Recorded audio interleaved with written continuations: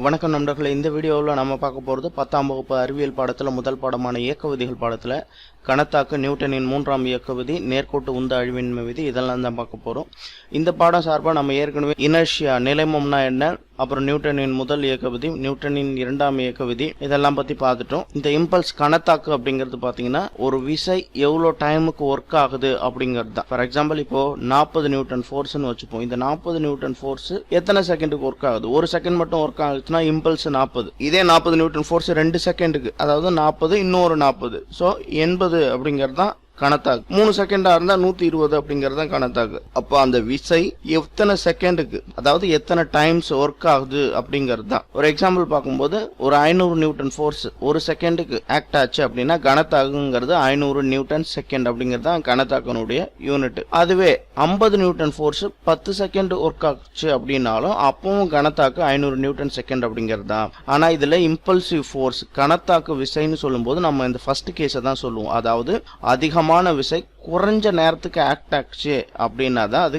கணத்தாக்கு விசை அப்படிங்கிறது. இப்போ நம்ம நியூட்டன் செகண்ட் லெவல்ல இருந்து பார்க்கலாம். நியூட்டன் செகண்ட் லெவல்ல இருந்து பார்த்துருப்போம். Force is directly proportional to the rate of change of momentum அப்படின்னு சொல்லியிருக்கும். விசைங்கிறது உந்த மாறுபாட்டு விகிதத்துக்கு நேர்த்தகவில் இருக்கும் அப்படின்னு சொல்லிட்டு. therefore F is equal to final velocity minus initial velocity divided by t. இந்த t குறுக்க பெருக்கும்போது இந்த பக்கம் வந்துடும். F into t is equal to final velocity minus initial velocity, that is change in momentum. change in momentum தான் சிம்பாலிக்கா என்ன சொல்லணும், delta p. p அப்படிங்கிறது மொமெண்டம், டெல்டா அப்படின்னா சேஞ்ச் இன் மொமெண்டம் அப்படிங்கிறது தான். ஸோ இந்த எஃப் இன்ட்டு டி அப்படிங்கிறது தான் சேஞ்ச் இன் மொமெண்டம். இங்கே பார்த்தோம்னா எஃப் இன்ட்டு டி அப்படிங்கிறது தான் ஜே. அப்போ ஜேவும் டெல்டா பியும் ஈக்குவல், அதாவது இம்பல்ஸும் சேஞ்ச் இன் மொமெண்டம் சமம். நம்ம சேஞ்ச் இன் மொமெண்டம் தான் இம்பல்ஸ்ன்னு சொல்றோம். ஸோ ரெண்டுக்கும் என்ன வேல்யூனா அந்த ஃபோர்ஸ் இன்டு டைம், எவ்வளோ நேரத்துக்கு அந்த ஃபோர்ஸ் ஆக்ட் ஆகுது அப்படிங்கிறது தான். இந்த ஃபார்முலா படி பார்த்தீங்கன்னா இந்த சேஞ்ச் இன் மொமெண்டம் நடக்கிறதுக்கு எடுத்துக்கிற டைம், அந்த சேஞ்ச் இன் மொமெண்டத்துக்கு தான் நம்ம என்ன சொல்றோம், ஃபோர்ஸ்ன்னு சொல்றோம். அது நடக்கிற எடுத்துக்கிற டைம். ஸோ ஃபோர்ஸ் இன்ட்டு அந்த டைம், சேஞ்ச் இன் மொமெண்டம் நடக்கிறதுக்கான டைம் அல்லது இந்த ஃபோர்ஸ் செயல்படுற டைம், எப்படி வேணாலும் நம்ம அதை புரிஞ்சுக்கலாம். J is equal to delta P. So 500 newton force, இது டெல்டா பி வந்து change in momentum 500 kilogram metre per second அப்படின்னு வச்சுப்போம்.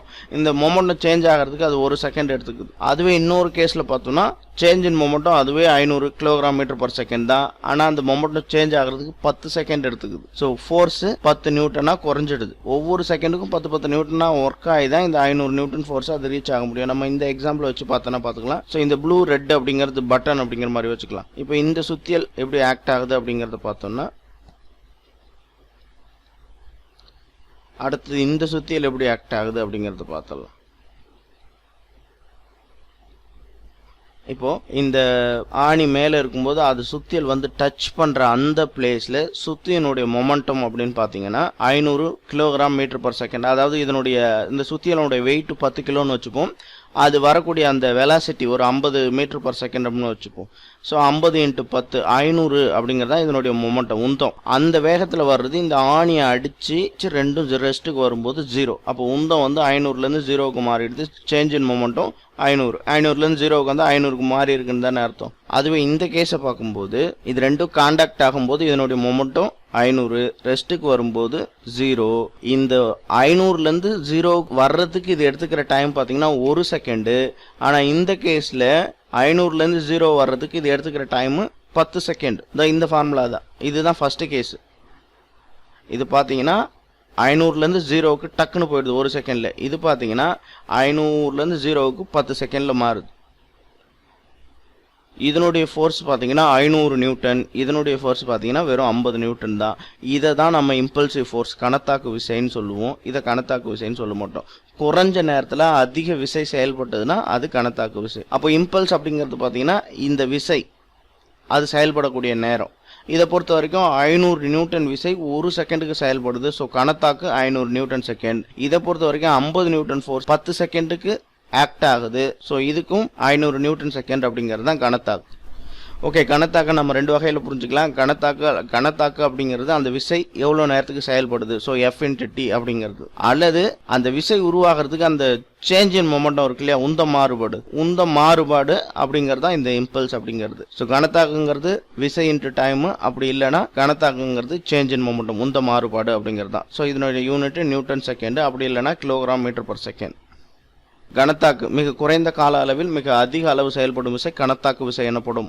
உதாரணத்துக்கு F என்ற விசை T என்ற கால அளவில் ஒரு பொருள் மீது செயல்பட்டால் ஏற்படும் கணத்தாக்கு J இன் மதிப்பு விசை மற்றும் கால அளவின் பெருக்கற்பலனுக்கு சமமாக இருக்கும். J = F × T. அதுதான் கணத்தாக்கு அப்படிங்கிறது. இந்த 1.7 அப்படிங்கிறது புக்கில் ஈக்குவேஷன் நம்பர் போட்டு வச்சிருப்பாங்க. நான் அப்படியே புக்கில் இருக்கிறது போட்டதுனாலே அது அப்படியே இருக்கு. So according to Newton second law F = ΔP/time. இந்த ΔPங்கிறது தான் mv - mu change in momentum அப்படிங்கிறது. ஸோ குறுக்க பெருக்கும்போது F × T = ΔP. இங்கே பார்த்தோம்னா F × T இருக்கு. ஸோ ரைட் ஹேண்ட் சைடு ரெண்டும் ஒன்றா இருக்குன்னா லெஃப்ட் ஹேண்ட் சைடை நம்ம ஈக்குவேட் பண்ணிக்கலாம். இது ரெண்டும் சமமாக இருக்கிற பட்சத்தில் இது ரெண்டும் கண்டிப்பாக சமமாக தான் இருக்கும். ஸோ இது ரெண்டையும் ரிலேட் பண்ணும்போது கணத்தாக்கு J = ΔP. கணத்தாக்கு என்பது உந்த மாறுபாட்டிற்கு சமமான அளவாகும். உந்த மாறுபாடு என்னவோ அதுதான் இம்பல்ஸ் கணத்தாக்கு அப்படிங்கிறது. இதனுடைய யூனிட் பார்த்தீங்கன்னா kg/s அல்லது நியூட்டன் வினாடி. அது எப்படி ஒரே அளவுக்கு வந்து 2 யூனிட் இருக்கும் அப்படின்னு பாத்தீங்கன்னா ஒன்றும் இல்லை. இப்போ இது வந்து kg/m/time. அதுதான் நம்ம per second சொல்லி இன்வெர்ஸ்ல எழுதுவோம். So kg/s. ஃபோர்ஸனுடைய யூனிட் நியூட்டன் சொல்லுவோம் இல்லையா, அது என்னன்னா kg/m/s² /s² அர்த்தம். இன்டு வினாடி இதுக்கான செகண்ட் போடும்போது வகுத்தல்ல 2 s இருக்கு, பெருக்கல்ல ஒரு s இருக்கு. இதுல ஒன்னு கேன்சல் ஆயிட்டு திரும்பவும் இங்க என்ன இருக்கும் kg/m/s. அதாவது மொமெண்டத்தினுடைய யூனிட். ஸோ பெரிய டிஃபரன்ஸ் இல்லை. நியூட்டன் வினாடினாலும் kg/m/s அப்படின்னாலும் ஒண்ணுதான். உந்த மாற்றம் அல்லது கணத்தாக்கு கீழ்கண்ட இரு வழிகளில் செயல்படலாம். அதாவது பொருளின் மோதல் காலம் குறையும் போது அப்பொருள் மீது செயல்படும் கணத்தாக்கு விசையின் மதிப்பு அதிகமாகும். ஸோ அந்த கான்டாக்ட் இருக்குல்ல, ஆணியும் சுத்தியலும் சந்திச்சுக்கிற அந்த டைம் எவ்வளவுக்கு எவ்வளவு குறைவா இருக்கோ அந்த அளவுக்கு கணத்தாக்கு விசை அதிகமா இருக்கும். அதுவே கான்டாக்ட் டைம் அதிகமா இருந்ததுன்னா, மோதல் காலம் அதிகமா இருக்கும்போது கணத்தாக்கு விசையினுடைய மதிப்பு குறையும். இப்போ பார்த்தோம்னா இந்த F × Tக்கு பேர் தான் Jன்னு சொல்றோம். நம்ம வந்து இம்பல்ஸ் 500 நியூட்டன் செகண்ட் வச்சுப்போம். 500 நியூட்டன் ஃபோர்ஸ் ஒரே செகண்ட்ல ஆக்ட் ஆகிறது இருக்கு. 50 நியூட்டன் ஃபோர்ஸ் 10 செகண்டுக்கு ஆக்ட் ஆனாலும் இம்பல்ஸ் என்னன்னா 500 நியூட்டன் செகண்ட் தான். ரெண்டுலுமே இம்பல்ஸ் 500 நியூட்டன் செகண்ட் அப்படிங்கிறது தான். ஆனால் ஃபோர்ஸ் பார்த்தீங்கன்னா இங்கே ஜாஸ்தி. ஸோ இதை தான் நம்ம என்ன சொல்லுவோம், இம்பல்சிவ் ஃபோர்ஸ்னு சொல்லுவோம். அவங்க சொன்னது என்னன்னா, இந்த கான்டாக்ட் டைம் கம்மியா இருந்ததுன்னா ஃபோர்ஸ் அதிகமா இருக்கும், கான்டாக்ட் டைம் அதிகமா இருந்ததுன்னா ஃபோர்ஸ் அதுக்கு தகுந்த மாதிரி குறைஞ்சிரும். ஓகே, சில உதாரணங்கள் பார்க்கலாம். சீரற்ற பரப்பில் இருசக்கர வாகன பயணத்தின் போது கணத்தாக்கு விசை அதிர்வுகளை குறைப்பதற்கு சுருள்வில் அமைப்புகளும் அதிர் உறிஞ்சுகளும் வைக்கப்பட்டுள்ளன. இப்போ நம்ம 2 வீலர் கார்ல எல்லாம் பார்த்தீங்கன்னா ஷாக் அப்சார்வர்ஸ் இருக்கும், ஸ்ப்ரிங் வச்சிருக்கும். இப்போ இதனுடைய வேலை என்னன்னா, அந்த கான்டாக்ட் டைம் அதிகப்படுத்துறது. ஒருவேளை இந்த ஸ்ப்ரிங் இல்லைன்னா இந்த மேலே இருக்கிற அந்த யூனிட் வேகமாக வந்து கீழே வந்து இடிச்சிடும், தொப்புன்னு இடிச்சிடும். அப்போ ஃபோர்ஸ் குறைஞ்ச நேரத்தில் ஆக்ட் ஆகிடும். அப்படி இல்லாமல் ஃபோர்ஸினுடைய இம்பாக்டை குறைக்கிறதுக்காக அந்த கான்டாக்ட் டைம் அதிகப்படுத்துறதுக்காக தான் இந்த ஸ்ப்ரிங். அப்போ இந்த ஃபோர்ஸ் இந்த ஸ்ப்ரிங் வழியாக கொஞ்சம் கொஞ்சமாக இந்த ஸ்ப்ரிங் டென்ஷனுக்கு அகைன்ஸ்டாக கொஞ்சம் கொஞ்சமாக தான் ஆக்ட் ஆகும். அப்போ கான்டாக்ட் டைம் அதிகமாகுது, ஆட்டோமேட்டிக்காக இம்பல்சிவ் ஃபோர்ஸ் கம்மியாயிடுது. ஸோ ஷேக்கை குறைச்சிக்கலாம். அதே மாதிரி கிரிக்கெட் விளையாட்டில் வேகமாக வரும் பந்தினை பிடிக்க விளையாட்டு வீரர் கையினை பின்னோக்கி இழுத்து மோதல் காலத்தை அதிகரிக்கிறார். இது அவரது கையில் பந்து ஏற்படும் கணத்தாக்கு விசையின் அளவை குறைக்கிறது. கிரிக்கெட்ல கேட்ச் பிடிக்கும் போது பாத்தீங்கன்னா அப்படியே கையை ரிஜிடா வச்சுக்கிட்டு தான். இப்போ இவர் கையை வச்சிருக்காருன்னா பால் வர்ற வரைக்கும் அப்படியே வச்சிருக்காரு. பால் வந்து இவர் கையை டச் பண்ண உடனே பாலோட சேர்த்து கையை பின்னாடி இவ்வளவு தூரத்துக்கு இழுப்பாரு. என்னன்னா, அந்த கான்டாக்ட் டைமை அதிகப்படுத்துறதுனால இவர் கையில ஏற்படக்கூடிய சேதாரத்தை குறைச்சிக்கலாம், இம்பல்சிவ் ஃபோர்ஸினுடைய எஃபெக்டை குறைச்சிக்கலாம். ஓகே, நியூட்டனின் 3ஆம் இயக்க விதி. ஒவ்வொரு விசைக்கும் சமமான எதிர்விசை உண்டு அப்படிங்கிறது தான். ஒவ்வொரு விசைக்கும் சமமான எதிர்விசை உண்டு. இந்த விசை எதிர்விசை ரெண்டும் வெவ்வேறு பொருள் மீது ஆக்ட் ஆகும். அதாவது ஒருத்தர் நீச்சல் அடிக்கிறாருன்னா அவர் தண்ணி மேல கொடுக்கறது விசை அப்படின்னுடுவோம். தண்ணி அவர் மேல கொடுக்கறது இல்லையா, அவரை பிடிச்சி தள்ளுது இல்லையா, அதுக்கு பேர் எதிர்விசைங்கிறது. அப்ப விசை வந்து தண்ணி மேலேயும் எதிர்விசை அவர் மேலேயும் செயல்படும். இந்த விசையும் எதிர்விசையும் வெவ்வேறு பொருள் மீது செயல்படும் அப்படிங்கிறது தான். உதாரணத்துக்கு A அப்படிங்கிற பொருள் B அப்படிங்கிற பொருள் மீது F(A) அப்படிங்கிற விசை செலுத்துறதாவும், B ஆனதுக்கு பதிலுக்கு அதுக்கான எதிர் விசையா F(B) அப்படிங்கிற விசையை A மீது செலுத்துறதாகவும் வச்சுக்கலாம். இவற்றின் எண் மதிப்பு சமம், ஆனால் ஒன்றுக்கொன்று எதிர் திசையில் இருக்கும். அப்படிங்கிறதுனால -F(A) - F(B). இது வந்து A வந்து B மேல கொடுக்கிற விசை, இது B வந்து A மேல கொடுக்கிற விசை, ரெண்டும் சமம், ஆனா ஒண்ணுக்கு ஒண்ணு ஆப்போசிட். அதுக்காக தான் இந்த மைனஸ் சைன்.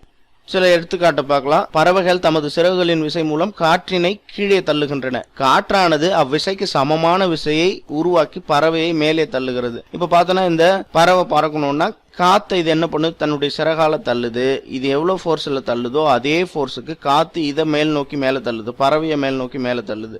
அடுத்த எடுத்துக்காட்டில் பார்க்கும்போது நீச்சல் வீரர் ஒருவர் கையால் தண்ணியை தள்ளுவார், தண்ணி அதுக்கு சமமான எதிர்விசையில் அவரை முன்னோக்கி தள்ளும். இவர் தண்ணியை பின்னாடி தள்ளுவார், தண்ணி இவரை முன்னாடி தள்ளும். துப்பாக்கி சுடுதலில் பார்க்கும்போது இதுல இருந்து அந்த குண்டு என்ன விசையில வெளியேறுதோ அதுக்கு சமமான எதிர்விசையை அந்த குண்டு என்ன பண்ணும், துப்பாக்கி பின்னாடி தள்ளும். அந்த தள்ளுறதை தாங்கிறதுக்கு தான் அதை ஷோல்டர்ல வச்சு லாக் பண்ணிக்குவாங்க. அந்த ஃபோர்ஸுக்கு பேர் ரீகாயிலிங் ஃபோர்ஸ் அப்படிங்கிறது. நேர்கோட்டு உந்த அழிவின்மை விதி பார்க்கறதுக்கு முன்னாடி நம்ம ஒரு இல்லஸ்ட்ரேஷன் பார்த்துடலாம். ரெண்டு பொருளை எடுத்துக்குவோம். பொருள் ஏ அதனுடைய வெயிட் பார்த்தீங்கன்னா 30 கிலோ. நான் வெயிட்னு சொல்றது மாசை தான் சொல்றேன். நம்ம பயன்பாட்டில் அது வெயிட் அப்படிங்கிற அளவில் தானே சொல்லுவோம். அதனால மாஸ் நிறை அப்படிங்கிறது பார்த்தீங்கன்னா 30 கிலோ அப்படின்னு வச்சுக்கலாம். அதனுடைய இனிஷியல் வெலாசிட்டி பார்த்தீங்கன்னா 20 மீட்டர் பர் செகண்ட். அதே மாதிரி இன்னொரு பொருள் அதனுடைய வெயிட் 20 கிலோன்னு வச்சுப்போம். அதனுடைய initial velocity 10 metre per second அப்படிங்கிறது வச்சுப்போம்.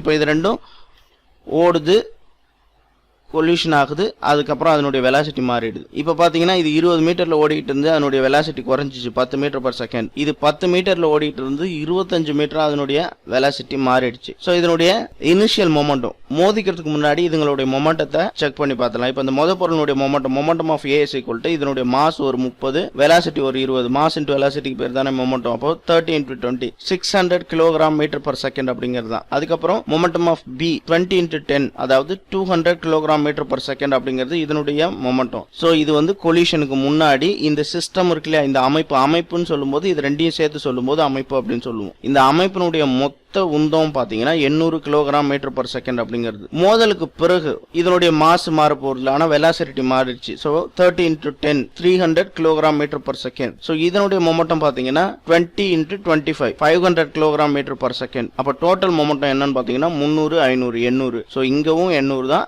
இங்கவும் 800 தான். ஸோ கொல்யூஷனால எந்த வித்தியாசமும் நடக்கல. இதனுடைய வெலாசிட்டி தான் மாறி இருக்க தவிர இதனுடைய வெலாசிட்டி குறைஞ்சிச்சுன்னா அதுக்கு தகுந்த மாதிரி இதனுடைய வெலாசிட்டி அதிகமாயிடும். ஸோ இதுதான் உந்த அழிவின்மை விதி. ஒரு அமைப்பினுடைய மொத்த உந்தம் மோதலுக்கு முன்னாடி என்ன இருந்துச்சோ அதுதான் மோதலுக்கு அப்புறம் இருக்கும் அப்படிங்கிறது தான் இந்த உந்த அழிவின்மை விதி அப்படிங்கிறது. புறவிசை ஏதும் தாக்காத வரையில் ஒரு பொருள் அல்லது ஒரு அமைப்பின் மீது செயல்படும் மொத்த நேர்கோட்டு உந்தம் மாறாமல் இருக்கும் அப்படின்னு சொல்லிட்டு இது கண்டிஷன் என்னன்னா புறவிசை செயல்படாத வரைக்கும் தான். புறவிசை செயல்படுறது நம்ம எப்படி சொல்ல முடியும், இப்போதான் ரெண்டும் மோதிக்கிச்சு அப்படின்னும் போது இதை ரெண்டையும் சேர்த்து தான் நம்ம அமைப்புங்கிற வார்த்தையை சொல்றோம், ஒரு சிஸ்டம் அப்படின்னு சொல்றோம்.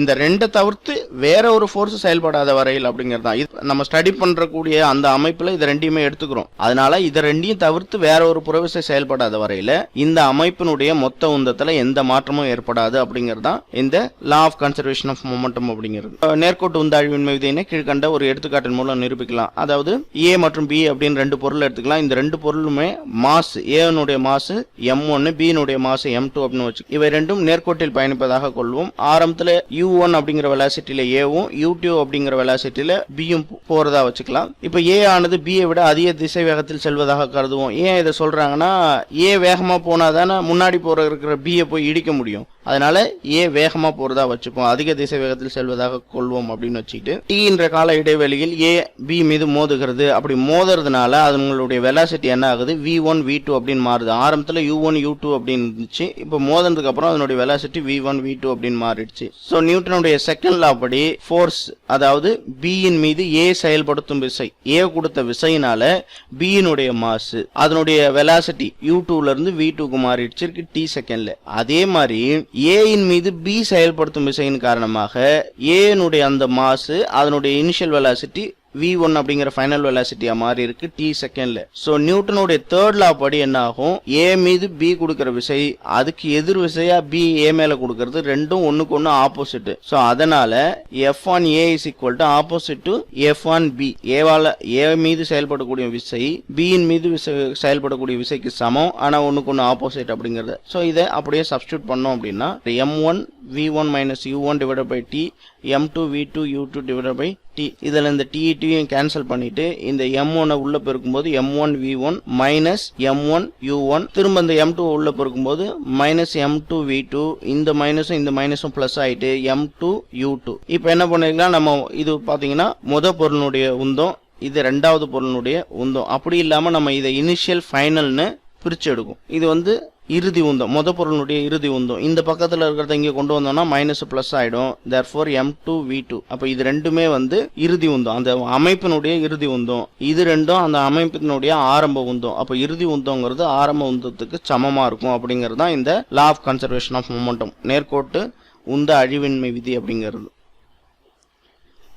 ஸோ மேற்காட்டு சமன்பாடு இந்நிகழ்வில் வெளிவிசை தாக்கம் இல்லாத போது, அதாவது புறவிசை எதுவும் செயல்படாத போது, மோதலுக்கு பின் உள்ள மொத்த உந்த மதிப்பு மோதலுக்கு முன் உள்ள மொத்த உந்த மதிப்புக்கு சமம் என்பதை காட்டுகிறது. ஸோ இது பொருளின் மீது செயல்படும் உந்தம் ஒரு மாறிலி என்ற நேர்கோட்டு உந்த அழிவின்மை விதியை நிரூபிக்கிறது. ஸோ அப்போ அதனுடைய அந்த மொமெண்டம், ஒரு சிஸ்டத்தினுடைய மொமெண்டம்ங்கிறது கான்ஸ்டன்ட், மாறாது, கொலிஷனுக்கு அப்புறமும் ஒன்றா தான் இருக்கும் அப்படிங்கிறது தான். ஓகே நண்பர்களே, மேலும் ஒரு வீடியோவில் சந்திப்போம். சேனலை சப்ஸ்கிரைப் பண்ணுங்க. இந்த சேனல் உங்களுக்கு பிடிச்சிருக்கு, பயன்படுற மாதிரி இருக்குன்னா உங்க ஃப்ரெண்ட்ஸுக்கும் சொல்லுங்க, ஷேர் பண்ணுங்க. கமெண்ட்ஸ்ல 1-2 கமெண்ட் விட்டுட்டு போங்க. நன்றி, வணக்கம்.